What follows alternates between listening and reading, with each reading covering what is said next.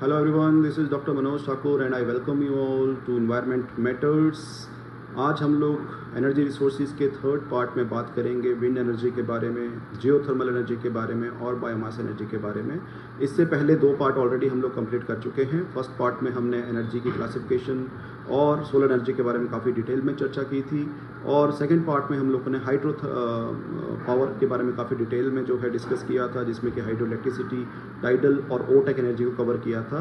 तो आज हम लोग कवर करने वाले हैं विंड एनर्जी, बायोमास एनर्जी और geothermal energy. So let's start today's lecture. So the first energy source that we are starting today is wind power and this is Dr. Manoj Thakur. सबसे पहले समझते हैं wind power basically है क्या है।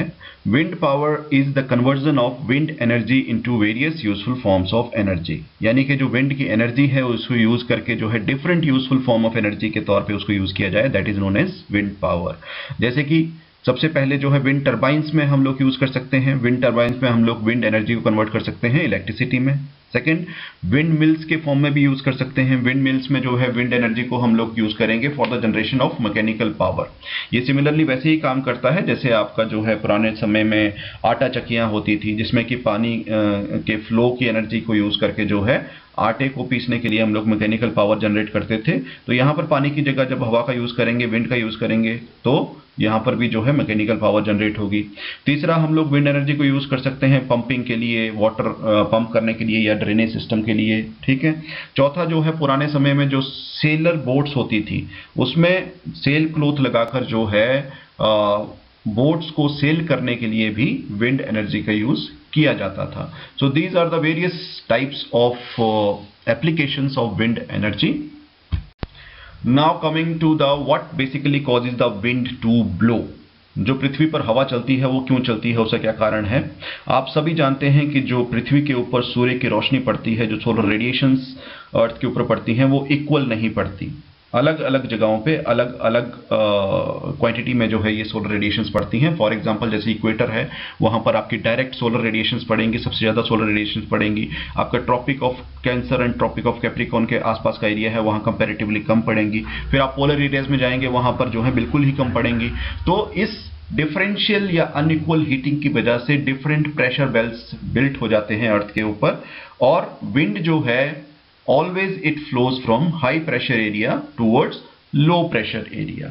तो इसी की वजह से जो हाई प्रेशर और लो प्रेशर एरियाज या बेल्ट्स क्रिएट होते हैं अर्थ के ऊपर, उसी की वजह से आपकी जो विंड है वो हाई प्रेशर एरिया से लो प्रेशर एरिया की तरफ जो है फ्लो करती है। In this slide we will discuss in detail about the wind turbines. So wind turbines are basically used for the conversion of wind energy into electrical energy. जो wind turbines हैं वो mainly दो type की होती हैं, जैसे कि आप डायग्राम में देख पा रहे हैं। One is horizontal axis and another one is vertical axis। इनमें सिर्फ जो रोटर ब्लेड्स हैं उनके जो शेप है और जो एक्सिस है उसका डिफरेंस है, बाकी जो सारा स्ट्रक्चर एंड फंक्शन है वो लगभग सेम है, ठीक है। तो जो मेन पार्ट्स होते हैं विंड टर्बाइंस में, उसके बारे में अगर बात करें तो सबसे पहला पार्ट है रोटर ब्लेड्स। जो बड़े बड़े पंखे आप विंड टर्बाइंस के ऊपर देखते हैं उनको हम रोटर ब्लेड कहते हैं, और एक साइड से दूसरे साइड तक जो टोटल डिस्टेंस होता है उसको रोटर डायामीटर कहते हैं, ठीक है। जैसे अगर बड़े रोटर ब्लेड्स होंगे तो रोटर डायामीटर ज्यादा होगा, छोटे होंगे तो कम होगा। जो रोटर ब्लेड्स हैं वो एक शेफ्ट के साथ अटैच्ड होते हैं गियर बॉक्स के साथ। गियर बॉक्स में एक कंट्रोल पैनल भी होता है जिसमें कि जो रोटर ब्लेड्स हैं उसकी स्पीड को ज्यादा या कम करने के लिए सिस्टम लगा रहता है। ब्रेकिंग सिस्टम इसमें होता है, प्लस जो आपकी ब्लेड्स की डायरेक्शन है एज कंपेयर टू विंड, ठीक है, उसको चेंज करने का सिस्टम भी इसमें अवेलेबल रहता है। उसके बाद जो ये शेफ्ट है ये अटैच रहता है आपका जनरेटर के साथ। तो जनरेटर जो है वो इलेक्ट्रिसिटी जनरेट करता है और ये पूरा सिस्टम एक टावर के ऊपर जो है इंस्टॉल्ड रहता है। तो अब इसमें ये काम कैसे करता है इसके बारे में बात करें तो जब विंड चलती है यानी हवा चलती है तो ये रोटर ब्लेड्स जो है विंड के साथ जो है घूमते हैं, और रोटर ब्लेड के घूमने के साथ वो शेफ्ट जो है वो भी आपका मूव करेगा, और shaft is ultimately attach to the generator, और generate will ultimately generate the electricity. So this is how the wind turbines works and how this is how it generates the electricity. Now there are certain factors that determine the power output. So number one factor is power in the wind, that means the wind speed. So wind speed is directly proportional to the power output. जितनी ज़्यादा wind speed होगी उतनी ज़्यादा power output होगी एक particular limit तक. Next is aerodynamics of the blades. Aerodynamics का मतलब होता है कि जो आपके object है उसकी shape जो है वो इस तरह की है कि वो कम से कम resistance जो है air को impart करेगा. तो blades की shape जितनी ज़्यादा aerodynamic होगी उतना कम resistance वो air को impart करेगा और उतनी ज़्यादा पावर आउटपुट होगी. ठीक है, तो ज्यादा एरोडायनेमिक शेप का मतलब है ज्यादा पावर आउटपुट. ठीक है, नेक्स्ट है load and stress. Load and stress जो है इसका मतलब है कि आपकी जो रोटर ब्लेड्स हैं उसके ऊपर कितना प्रेशर पड़ रहा है पर यूनिट एरिया पर. ठीक है, और 0% पिच एंगल पर ये लोड एंड स्ट्रेस जो है मैक्सिमम होता है. जैसे जैसे हम एंगल बढ़ाते रहते हैं आपका लोड और स्ट्रेस जो है वो कम होता जाता है. नेक्स्ट है फैटिग.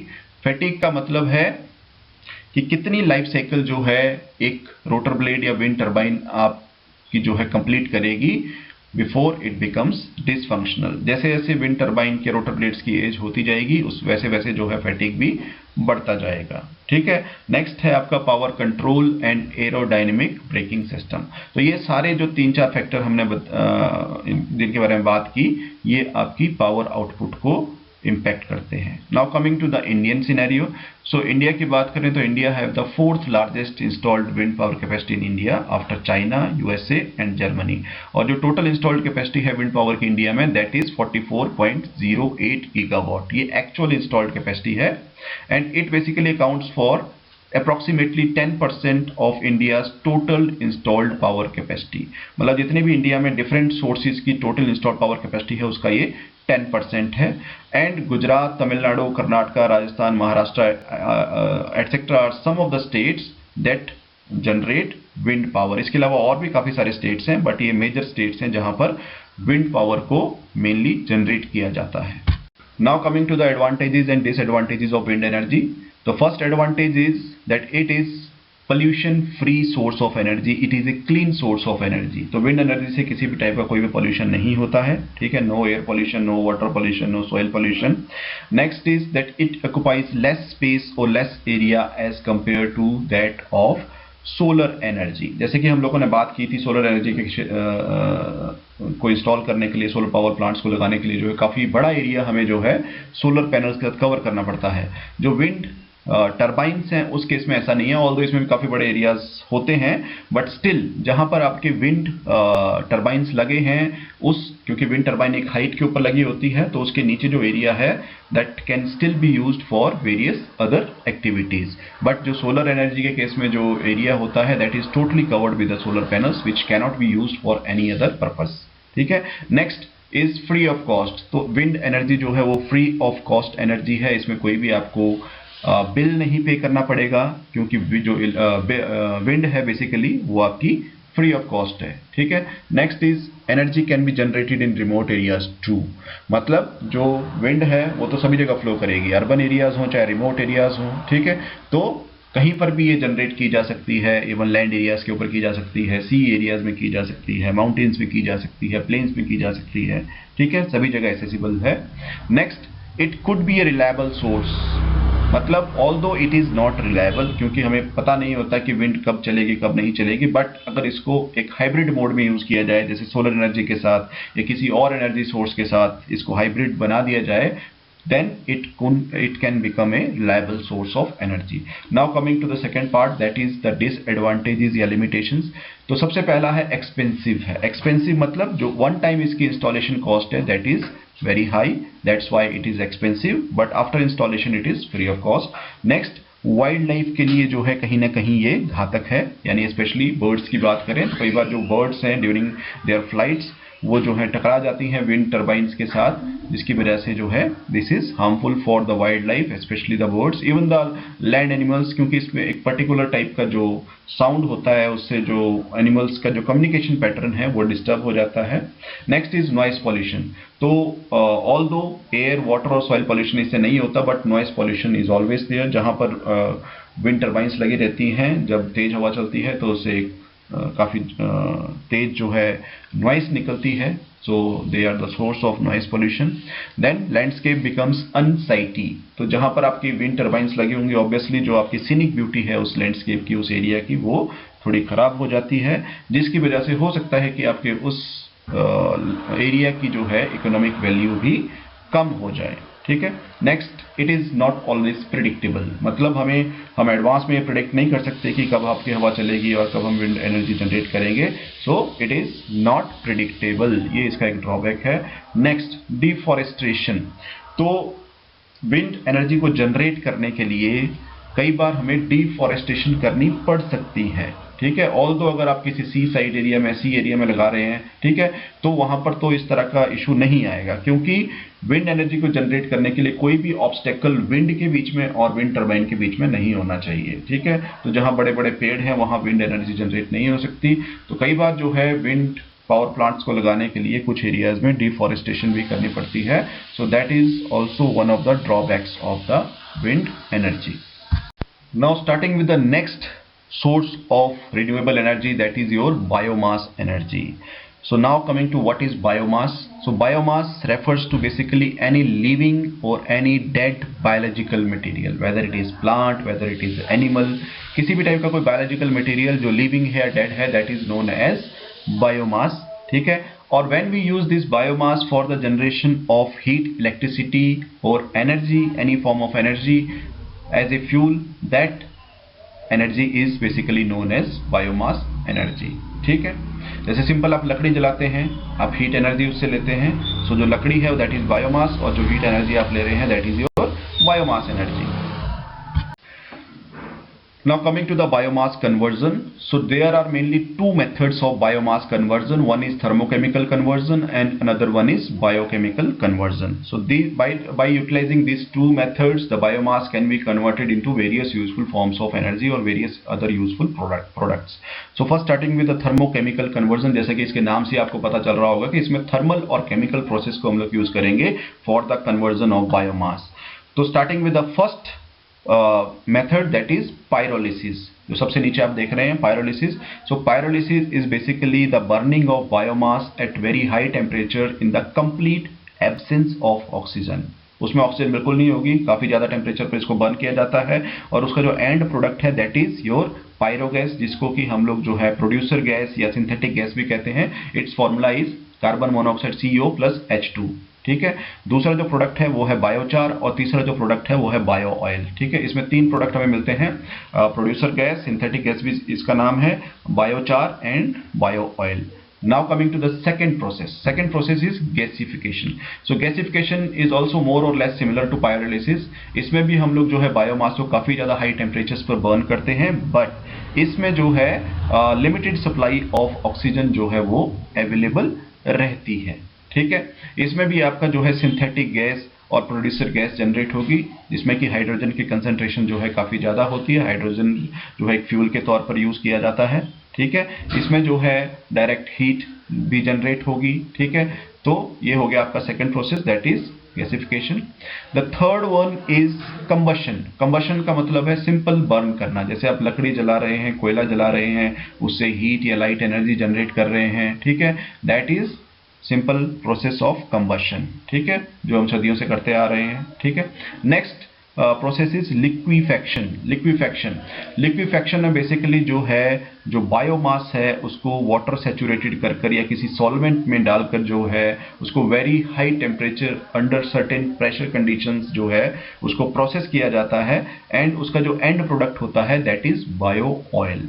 ठीक है. बायो ऑयल की फर्दर रिफाइनिंग करके that can be used either used as motor fuel, petrol के साथ उसको यूज किया जा सकता है, और या फिर उससे जो है कुछ डिफरेंट टाइप के जो केमिकल्स हैं वो भी बनाए जा सकते हैं. Now coming to the second part, that is your biochemical conversion. Biochemical conversion में जो है डिफरेंट जो बायोलॉजिकल एजेंट्स हैं जैसे बैक्टीरियाज हैं उनका यूज होता है, प्लस केमिकल रिएक्शंस भी होती हैं. ठीक है.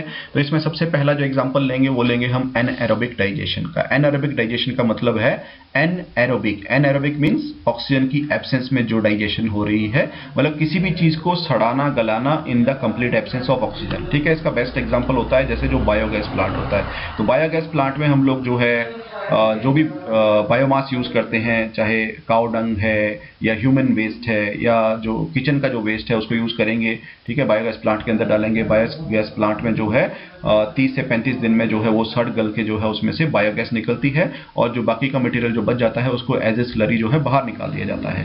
तो जो बायोगैस प्लांट के अंदर जो केमिकल रिएक्शंस होती हैं उसमें क्या होता है उसके बारे में थोड़ी सी बात करेंगे। तो बायोमास है, बायोमास में 3 मेन चीज होंगी, कार्बोहाइड्रेट्स, फैट्स और प्रोटीन्स, ठीक है।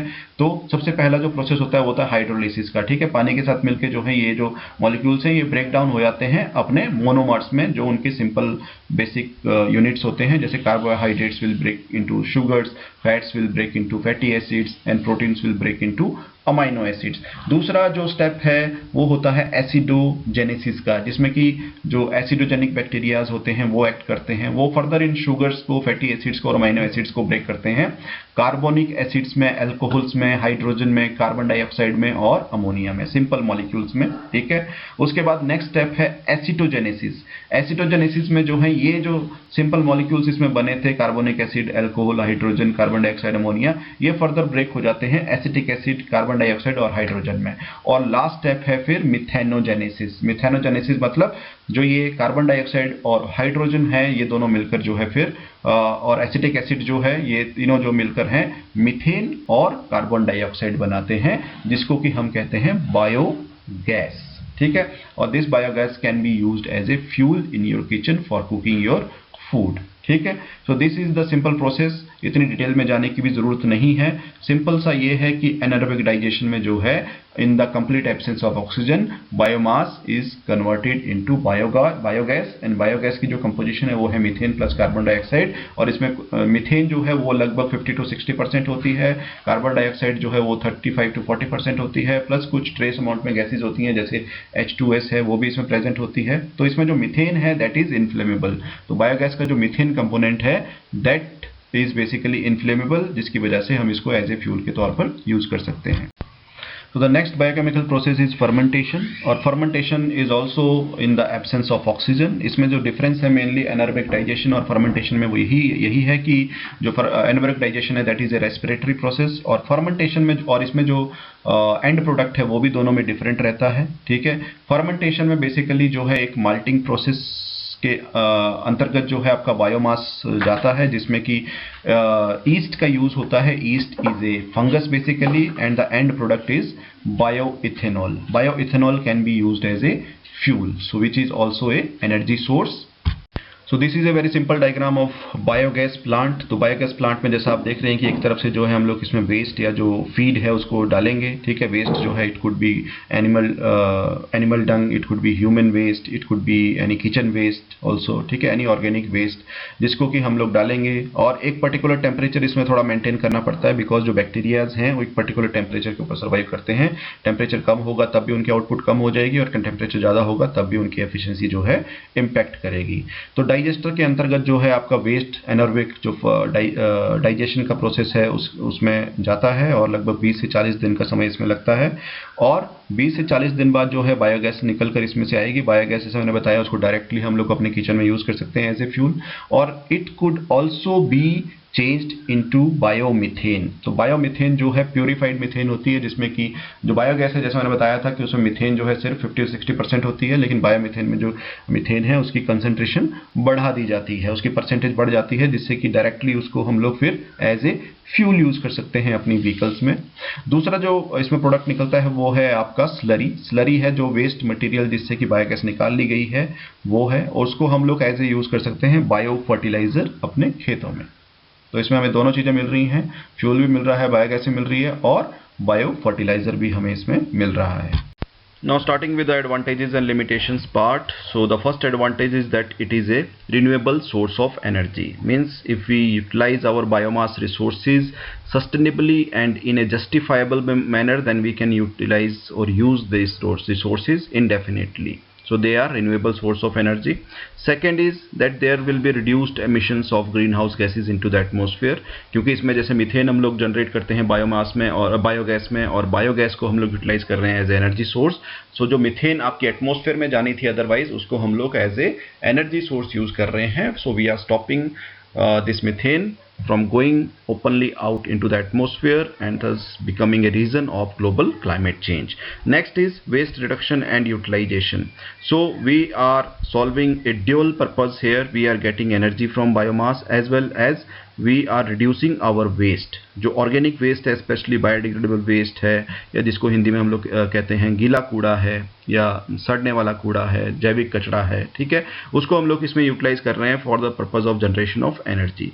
सो एनर्जी भी मिल रही है और वेस्ट भी रिड्यूस हो रहा है. Next is local energy source. So biomass जो है आपका लोकली कहीं पर भी अवेलेबल हो सकता है. So this is A local energy source.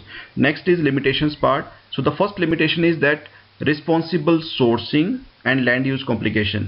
तो सबसे जो ज़रूरी चीज़ है बायोमास एनर्जी केस में वो है हमें रिस्पॉन्सिबल सोर्सिंग जो है इंश्योर करनी पड़ेगी. कहीं ऐसा ना हो कि बायोमास एनर्जी जनरेट करने के चक्कर में हम लोग ग्रीन बायोमास को भी यूटिलाइज करना शुरू कर दें. और अगर ऐसा करते हैं तो it may lead to serious land use complications like desertification, deforestation, land degradation, etc. etc. दूसरा जो इसका लिमिटेशन है that is emission and air quality. क्योंकि किसी भी प्रोसेस की बात करें बेसिकली इसमें हम लोग बायोमास को बर्न कर रहे हैं, whether it is A controlled burning और ओपन बर्निंग. तो किसी ना किसी हर तरीके से जो है किसी ना किसी टाइप की जो गैस है इसमें एमिट होगी. कुछ गैसेस को हम यूटिलाइज कर लेते हैं लेकिन स्टिल जो है कुछ गैसेस आपके एटमॉस्फेयर में जाएंगी विच में cause the problem of air pollution. Next is resource intensive production. तो इसमें एक सस्टेनेबल एनर्जी सोर्स इसको बनाने के लिए हमें मिनिमम जो बायोमास रिक्वायरमेंट होती है वो काफ़ी ज़्यादा होती है. काफ़ी बल्क क्वांटिटी में हमें जो है बायोमास इसमें रिक्वायर्ड होता है. वेस्ट की बात करेंगे तो वेस्ट भी जो है एक वेस्ट टू एनर्जी प्लांट लगाने के लिए भी हमें काफ़ी ज़्यादा बल्क क्वांटिटी में जो है वेस्ट की रिक्वायरमेंट रहती है. और उतना वेस्ट या उतना बायोमास फीड स्टॉक जो है इंश्योर करना जो है अपने आप में एक बहुत बड़ी समस्या है. So this may also be one of the limitation of biomass energy. Next energy source is geothermal energy. Geo means earth and thermal means heat. So the heat energy that we get from the earth is basically known as geothermal energy. और अर्थ के अंदर जो heat का source है उसके mainly 2-3 कारण हैं. सबसे पहला जो कारण है वो हो सकता है आपका original formation of the planet. जैसा कि हम जानते हैं as per the big bang theory, जब अर्थ बनी थी स्टार्टिंग में तो उसमें अर्थ जो है basically it was a ball of fire जो धीरे धीरे कूल डाउन हुआ और उसकी जो है 3 लेयर्स बनी, क्रस्ट, मेंटल एंड कोर. जो क्रस्ट है वो कूल डाउन होकर उसमें डिफरेंट लाइफ फॉर्म्स ओरिजिनेट कर गए, लेकिन जो मेंटल एंड कोर हैं वो अभी भी काफ़ी ज़्यादा हीटेड स्टेट में है, मॉल्टन स्टेट में है. So one source could be that. Second is radioactive decay of minerals. Earth crust में डिफरेंट टाइप के मिनरल्स प्रेजेंट होते हैं जिसमें से काफ़ी सारे मिनरल्स जो हैं कंटिन्यूस रेडियो एक्टिव डिके के प्रोसेस में चलते रहते हैं. और due to radioactive decay जो डिफरेंट आपकी रेडियो एक्टिव रेडिएशन एमिट होती हैं they may be the source of heat energy. Third one is solar energy absorb by the earth surface. तो दिन के टाइम जो सोलर एनर्जी एब्जॉर्ब करता है earth surface that could be the third source of heat. Now coming to the 5 potential sources of geothermal energy. और ये 5 potential sources हैं आपके hydrothermal reservoirs. Second is earth energy, third is geopressurized brines and the fourth one is hot dry rocks and the fifth one is magma that is emitted from the volcanoes. इसमें से जो पहले 2 हैं hydrothermal reservoirs and earth energy जो हैं वो already काफ़ी बड़े स्केल पर जो है उसमें डिफरेंट कंट्रीज में जो है जियोथर्मल पावर जनरेशन के लिए इनको यूटिलाइज किया जा रहा है. Now coming to the hydrothermal reservoirs. So hydrothermal reservoirs are basically large pools of steam or hot water. भाप की फॉर्म में या गर्म पानी के फॉर्म में जो हैं they are basically trapped in the porous rock of that is present in the earth crust. और इस तरह के hydrothermal reservoirs through out the world different countries हैं जैसे जापान है, न्यूजीलैंड है और पैसिफिक रिंग ऑफ फायर के आसपास की जो कंट्रीज हैं जैसे Hawaii, Yellowstone National Park, Iceland, Italy, इन कंट्रीज में काफ़ी कॉमनली इस तरह के जो हाइड्रोथर्मल रिजर्वायर्स में पाए जाते हैं. इसके अलावा हिमालयस की बात करें इंडिया में तो इसमें हिमाचल का एग्जांपल हम लोग ले सकते हैं. और भी जगहें हैं जहां पर इस तरह के हाइड्रोथर्मल रिजर्वायर्स पाए जाते हैं, लेकिन हिमाचल की बात करें तो हिमाचल के मनाली के वशिष्ठ में, मंडी के तत्तापानी में, कुल्लू के मणिकरण में आपने ये हाइड्रोथर्मल रिजर्वायर्स इस तरह के देखे होंगे, इनके बारे में सुना होगा. Now coming to the first application of geothermal energy, that is geothermal heat pump. So geothermal heat pumps are basically utilized for the heating, ventilation and cooling of the buildings. इसमें जो है mainly 3 parts होते हैं. The first one is the heat exchanger, that is a system of ducts और system of pipes that is placed inside the earth. मतलब earth के नीचे, ground के नीचे कुछ गहराई में जो है ये एक सिस्टम ऑफ पाइप्स है, इसको बिछाया जाता है. दूसरा है सिस्टम ऑफ डक्ट्स, जो कि अगेन एक सिस्टम ऑफ डक्ट्स या पाइप्स है जो कि बिल्डिंग के अंदर, बिल्डिंग की वॉल्स में या फ्लोर में या रूफ में जो है इसको इंस्टॉल किया जाता है. और तीसरा है हीट पंप. हीट पंप जो है बेसिकली इन दोनों सिस्टम ऑफ पाइप्स के बीच में एयर को सर्कुलेट करने का या पंप करने का काम करता है. तो इसमें जो मेन क्वेश्चन आता है कि अब इसमें 2 पाइप्स का सिस्टम है, एक बिल्डिंग में, एक ज़मीन के नीचे और बीच में हीट पंप लगा है, तो हीटिंग, वेंटिलेशन और कूलिंग कैसे होगी.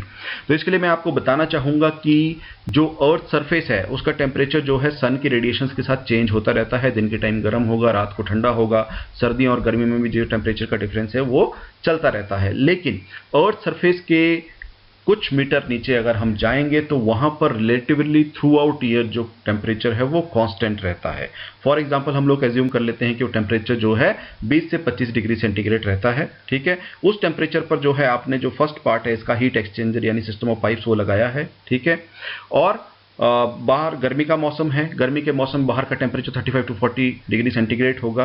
तो ये जो पंप है, जो हीट एक्सचेंजर के पाइप हैं, वहाँ की जो ठंडी एयर है जो 20 से 25 डिग्री सेंटीग्रेड पर अवेलेबल है उसको आपकी बिल्डिंग के अंदर पंप करेगा, जिससे कि जो बाहर का टेम्परेचर है वो 35 डिग्री है और अंदर आपको 25 डिग्री या 20 डिग्री सेंटीग्रेड वाली एयर मिल रही है. तो उस टाइम आपको कूलिंग का जो है इफेक्ट इसमें आएगा बेसिकली.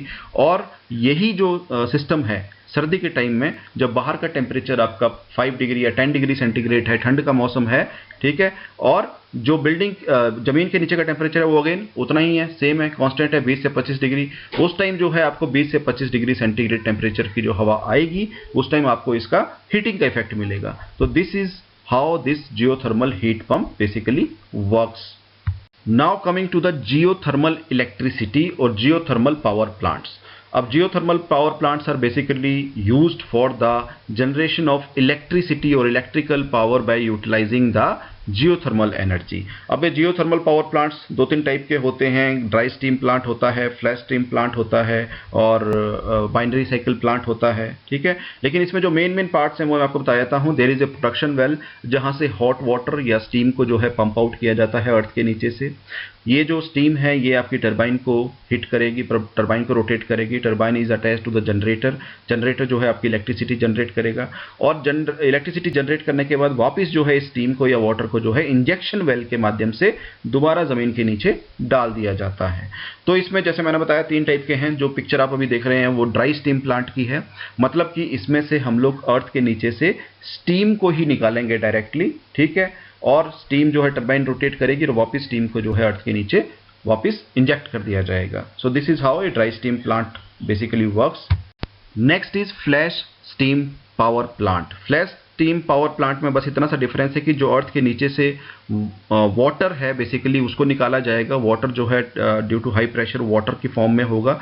लेकिन जैसे ही ये बाहर निकालेंगे इसको एक फ्लैश टैंक में जो है प्रेशर, एटमॉस्फेरिक प्रेशर जो है वो कम कर दिया जाएगा, जिसकी वजह से जो वाटर है it will flash into the steam. ये स्टीम में कन्वर्ट हो जाएगा. अगेन स्टीम जो है वो टरबाइन को रोटेट करेगी और वापस जो है इसको फिर कंडेंस कर वापस जो है वाटर की फॉर्म में इंजेक्शन वेल के माध्यम से अंदर अर्थ के अंदर डाल दिया जाएगा. तो इसमें जो है वो निकला वाटर था उसको स्टीम में कन्वर्ट किया गया. स्टीम को वापस जो है फिर कंडेंस करके वाटर में कन्वर्ट किया गया और वापस इंजेक्शन वेल में डाल दिया गया. ठीक है, this is how a flash stem plant works. Third one is the binary cycle power plant. Binary cycle power plant में जो है डायरेक्टली हम लोग वाटर को स्टीम में कन्वर्ट नहीं करेंगे. इंस्टेड ऑफ दैट हम लोग यहाँ पर एक कोई वर्किंग फ्लूइड लेंगे जिसका कि बॉइलिंग पॉइंट जो है वाटर से कम है. यानी कि कम टेम्परेचर, जैसे वाटर का बॉइलिंग पॉइंट जो है 100 डिग्री सेंटीग्रेड है, वो 100 डिग्री सेंटीग्रेड टेम्परेचर होने पर ही स्टीम में कन्वर्ट होगा, बॉयल होगा. ठीक है, लेकिन कोई ऐसा लिक्विड लेंगे, वर्किंग फ्लूइड लेंगे जिसका जो है बॉइलिंग पॉइंट जो है वाटर से कम हो. For example 60 to 65 degree centigrade हो. हो, तो वो कम टेम्परेचर पर भी बॉयल कर जाएगा, स्टीम में कन्वर्ट हो जाएगा। स्टीम जो है उस लिक्विड की टरबाइन को रोटेट करेगी, टरबाइन जो है जनरेटर से अटैच्ड है, इलेक्ट्रिसिटी जनरेट होगी और वापस उसको कंडेंस करके फिर दोबारा से कंडेंस कर लिया जाएगा, ठीक है। और यहाँ पर जो स्टीम या वाटर जो भी हम लोग अर्थ के अंदर से पंप कर रहे हैं, प्रोडक्शन वेल से पंप करेंगे, उसको वापस जो है इंजेक्शन वेल में के माध्यम से इंजेक्ट कर देंगे। तो this is how a binary cycle power plant works, ठीक है। Now coming to advantages and disadvantages of geothermal energy. The first advantage is that it creates no pollution, no air pollution, no soil pollution, no water pollution. Second is that it is very efficient and constant power supply can be ensured. That means it is highly reliable. मतलब जैसे solar energy है, wind energy है, जब धूप लगेगी, जब आपका हवा चलेगी या विंड ब्लो करेगी तभी हम एनर्जी जनरेट कर सकते हैं। तो इस केस में ऐसा नहीं है। जहां पर आपके हाइड्रोथर्मल रिजर्वायर्स हैं या अर्थ में हीट अवेलेबल है, वहां पर हम इसको कॉन्स्टेंटली एनर्जी जनरेट कर सकते हैं। It is a reliable source of energy. Next is small size. So जैसे विंड और सोलर एनर्जी के केस में we need huge areas, huge land areas for the generation of energy, but in case of geothermal energy we don't need very large areas. जो इसका geothermal power plant है वो काफ़ी small है, portable है, ठीक है। तो उसको जो है काफ़ी स्मॉल एरिया में जो है एनर्जी जनरेट की जा सकती है। Next, it is a alternative source of energy. Since it is not a conventional source of energy like fossil fuels, so it may be considered as a alternative and new source of energy. Next, geothermal energy will never run out. That means it is a renewable source of energy. कि जब तक अर्थ है तब तक अर्थ के अंदर heat रहेगी और इसको हम लोग इनडेफिनिट पीरियड के लिए जो है यूज कर सकते हैं। Now coming to the disadvantages part. तो first disadvantage is it is location specific, यानी कि जहां पर हीट अवेलेबल है या हाइड्रोथर्मल रिजर्वायर्स अवेलेबल हैं वहीं इसको जनरेट कर सकते हैं, किसी और जगह नहीं कर सकते हैं। जैसे हिमाचल की बात की तो हिमाचल में जो है दो तीन जगह का मैंने एग्जांपल लिया, मंडी में है, कुल्लू में है, मनाली में है, ठीक है। लेकिन पूरे हिमाचल में सभी डिस्ट्रिक्ट्स में, सभी तहसील्स में, ठीक है, सभी ब्लॉक्स में अवेलेबल नहीं है। तो it is location specific. Second is it can not be transported, means जहां पर है वहीं एनर्जी जनरेट की जा सकती है, दूसरी जगह ट्रांसपोर्ट नहीं किया जा सकता है, बिकॉज अगर ऐसा करेंगे तो हीट लॉस हो जाएगा, क्योंकि इसका जो हीट सोर्स है वही उसी को यूज करके हम लोग इसमें एनर्जी जनरेट कर रहे हैं। Next, there may be the chances of releasing of certain gases, geothermal gases, जैसे कि H2S है, जब भी हम वाटर या स्टीम निकालेंगे तो उसके साथ इस तरह की गैसेज के निकलने का जो खतरा है वो रहता ही रहता है। Next is tectonic activity. तो इसमें जैसा मैंने बताया था कि जियोथर्मल पावर प्लांट के केस में एक इंजेक्शन वेल रहता है जिसके माध्यम से हम लोग जो है स्टीम या वाटर को वापस अर्थ के अंदर इंजेक्ट कर देते हैं आफ्टर जनरेटिंग द इलेक्ट्रिसिटी। तो इसमें कहीं ना कहीं जो अर्थ का इंटरनल स्ट्रक्चर है उसके साथ हम लोग छेड़खानी इसमें कर रहे हैं या उसको डिस्टर्ब कर रहे हैं, तो इसकी वजह से जो है लोकल सिज्मिक या टेक्टोनिक एक्टिविटीज का जो है समस्या इसमें रहती है। Now coming to the current status और सिनेरियो। तो इंडिया में जो इसका एस्टिमेटेड पोटेंशियल है दैट इज 10,600 मेगावाट, मतलब इतनी एनर्जी, जियोथर्मल एनर्जी जो है इंडिया जनरेट कर सकता है। However there is no functional geothermal power plant in India as of now, ठीक है। और पूरे वर्ल्ड की बात करें तो पूरे वर्ल्ड की जो इंस्टॉल्ड कैपेसिटी है that is 15.96 gigawatt. 15.96 gigawatt energy जो है पूरे वर्ल्ड में जनरेट की जाती है अलग अलग कंट्रीज में जहां पर भी ये प्लांट्स लगे हैं। ये एक्चुअल इंस्टॉल्ड कैपेसिटी है वर्ल्ड की, बट इंडिया में जो है अभी तक कोई भी फंक्शनल जियोथर्मल पावर प्लांट जो है वो अवेलेबल नहीं है। तो इसके साथ ही हमारे जो हैं तीनों एनर्जी सोर्स जो हैं वो कंप्लीट होते हैं। आई होप कि आपको जो है ये लेक्चर पसंद आया होगा, और अगर आपको पसंद आया है तो आप इस चैनल को, इन्वायरमेंट मैटर्स को सब्सक्राइब करना ना भूलें, और जो भी आपके सजेशंस हैं, क्वेश्चंस हैं या आपके व्यू पॉइंट्स हैं वो आप ज़रूर हमें जो है शेयर करें by putting them into the comment box. So thank you all.